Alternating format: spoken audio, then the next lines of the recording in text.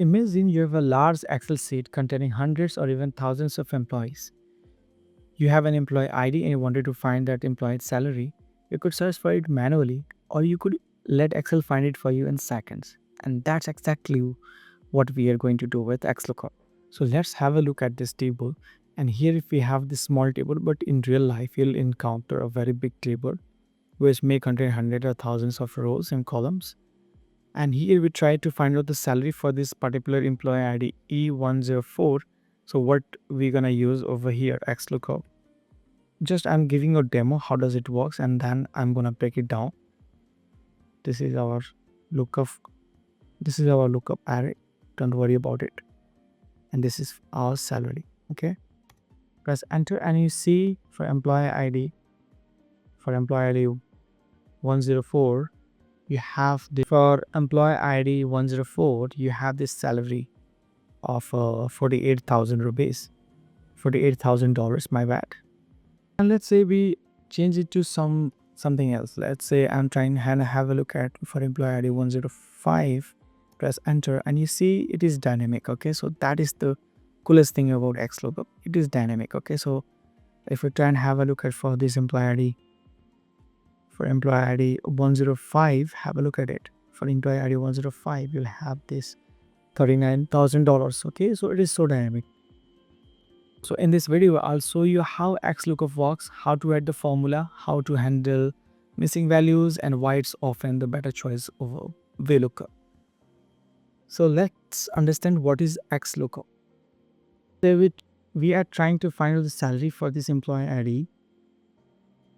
We're trying to find the salary for this employee ID 103.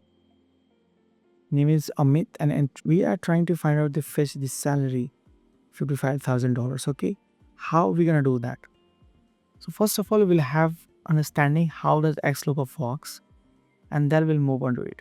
So first of all, it looks for the value, this value of E105, where it will look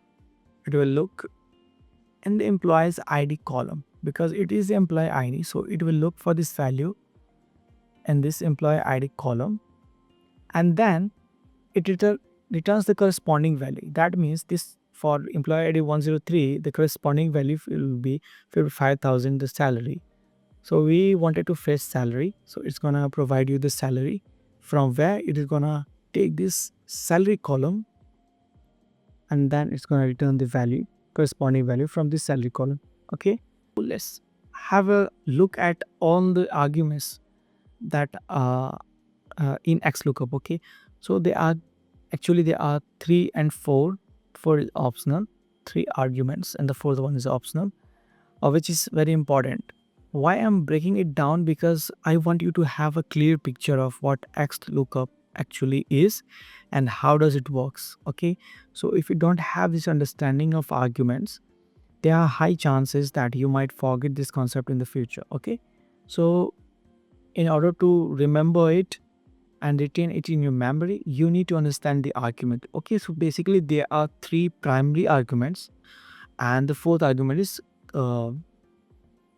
what do you say, it's not compulsory. You can use it if you want to. I'm gonna talk about it in the later part of the video. Okay, so we'll talk about this argument 1, lookup value. What is a lookup value? Lookup value is nothing but what we are looking for. What we are looking for is our lookup value.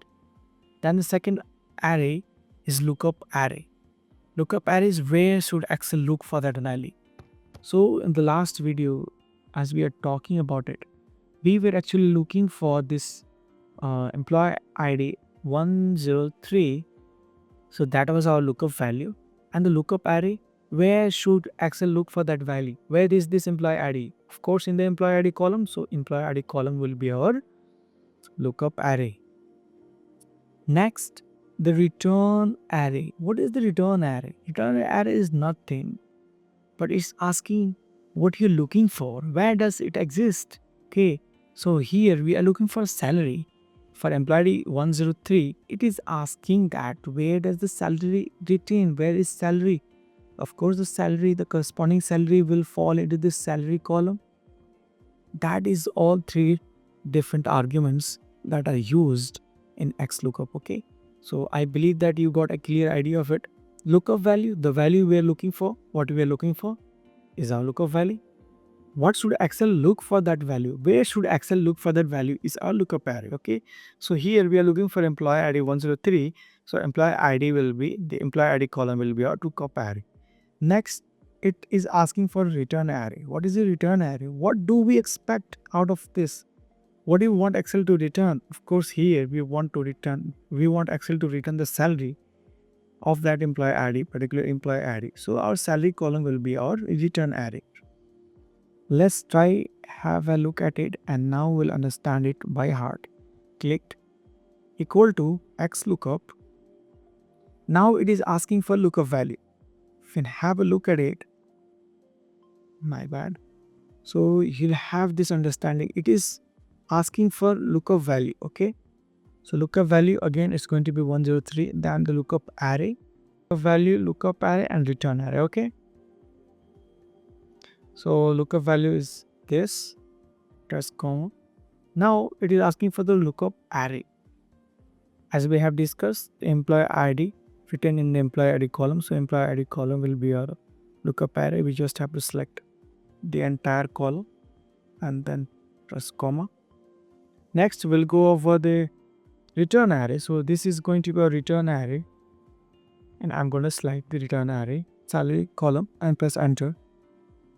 Let's format it so that it looks like a salary column. Okay, you don't want decimal values. So here we are for employee ID 103. If you try and have a look at this example, you'll see that for the employee ID 103, the salary, corresponding salary is $55,000. Let's say I wanted to change it. Okay, so I'm interested in searching for the salaries of employee ID 101. Press enter, and as soon as you press enter, you'll see that for it is returning, my bad, it is returning $35,000. Okay, because for employee ID 101, the salary, corresponding salary is $35,000. So I believe that you understand, have a clear idea of it. Next we'll talk about what if the value doesn't exist. Let's say we type in some a random employee ID which is not even the part of the table. Okay, so what will happen in that case? So let's say let's have a look at it. Let's say I type in the value 1010, which is of course not there in our table, and as soon as we press this random value, you get this answer of NA. That is what we are talking about. As soon as we enter a value that doesn't exist in that column, so we'll get this NA. But it is actually looking weird, and you are not getting a clear idea what actually happened. It might be an error or what. You never know. So what is it? And the person who is looking at this table will not understand what's going on over here. So for that purpose, for more readability, we have this fourth argument, and that is to display a message in case if you don't find a value, in case a value doesn't exist. The fourth argument tells Excel what to display if it can't find a match. In case if you don't find a match, what should it display? So here, if we just improve our formula and add the if not found, have a look at it. Okay, let me just zoom it for you guys. And if you have a look at it, if not found, this is our fourth argument, if not found. So here it is asking for what happens when you don't found the lookup value. So in that case, we'll say employee ID doesn't exist, and we just have to close the bracket and press enter. Let's have a look at it. My bad. So as soon as we type any random, let's say 204, press enter, we are getting this employee ID doesn't exist. This is readable.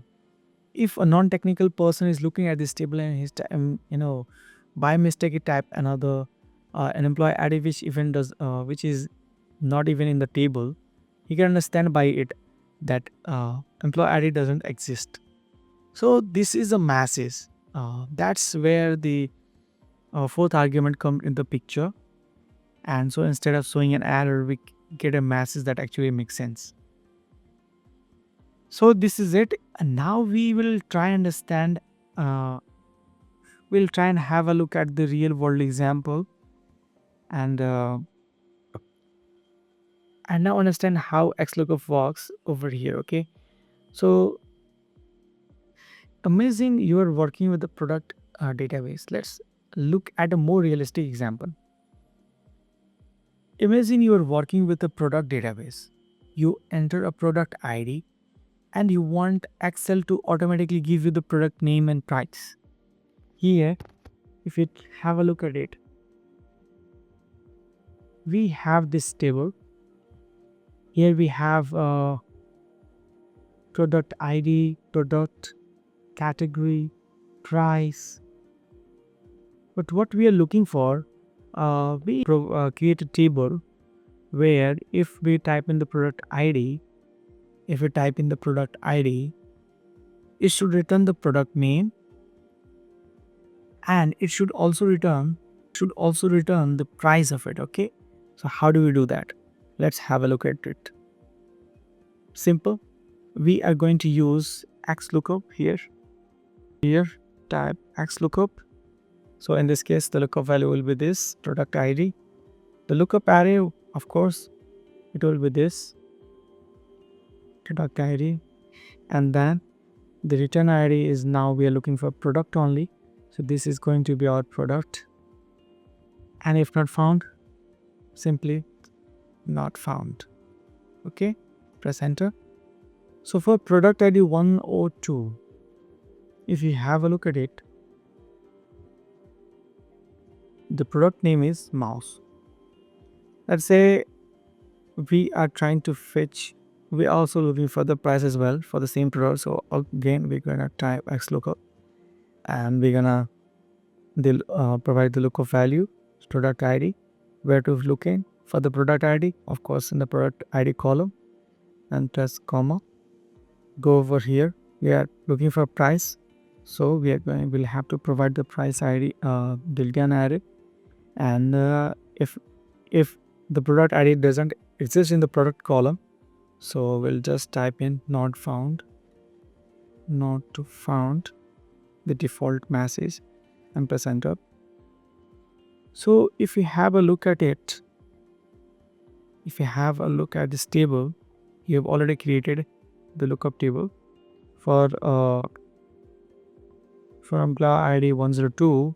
You have this product name mouse and price 70, which is of course the matching value plus product name mouse, and the price is 700 rupees. So I believe that I was being able to explain it properly. Let's say if I'm looking for product ID 104, press enter, it's webcam. If you have a look at it, it's webcam, and the price is 2500 rupees. Okay, so that's it in this video. Let's recap it so that we could retain whatever we have learned so far.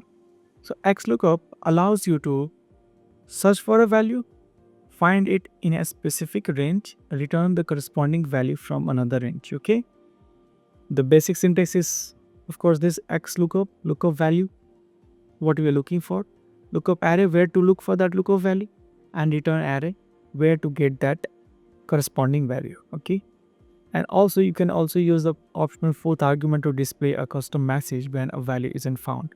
So this is it all about XLOOKUP, and I believe that I was able to explain it properly. If you've got any questions for me, you can comment it down. Learning Excel, I highly recommend getting comfortable with this function because you will use this constantly when working with real world data.